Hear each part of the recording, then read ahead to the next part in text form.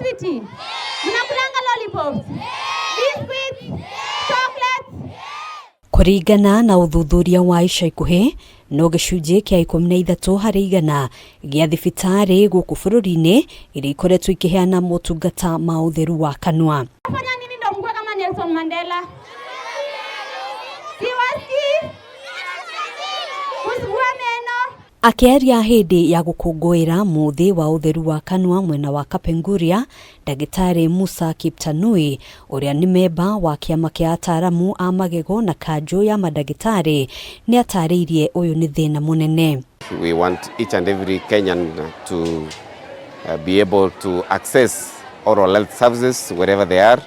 It doesn't matter how far-flung that area is, and and we're very grateful for Mount Kenya for training professionals who are willing to go to the villages, to the local facilities and support oral health.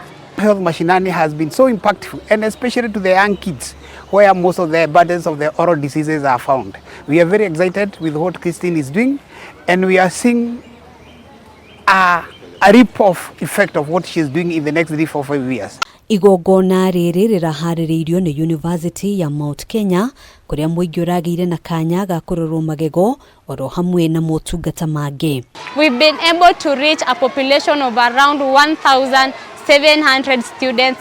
Each have been empowered enough with the oral health knowledge, and also we have shared toothbrush to each student and teachers and community members who happened to come here. Ataramu ni marutite mukana ati ikinya ria naihenya rĩngĩaga gũtacũkio, Kenya nĩ gũtigwo na thutha harĩ gũkinyanĩria kĩoneki gĩa thĩ yothe harĩ gũthingatithia utheru wa kanua. Rĩu thukuru na university itiganĩte ikĩũrio kũhĩmbĩria mathomo maya.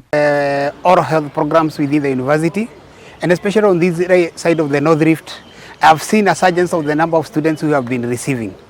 I've also seen the practice some of them who have undertaken in my normal rotations going around the country, and I've seen they have a lot of impact to the community where they are coming from. Kabeini otaino ni ratwarithirio na mbere kaunti-inĩ ya Uasin Gishu kuria a Kenya maroririo kwaga kuiguaga thoni magithie gucaria motungata maya. If you don't have a proper and healthy mouth, it affects your nutrition.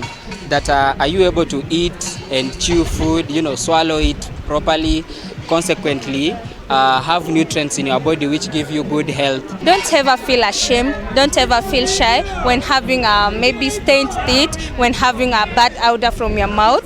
Make sure after every 6 months you visit a dentist for your routine dental checks. That one will make a difference in your life, and we will give you a solution for that. Handũ-inĩ ha Kameme TV, njĩtagwo Ngina wa Wadurwa.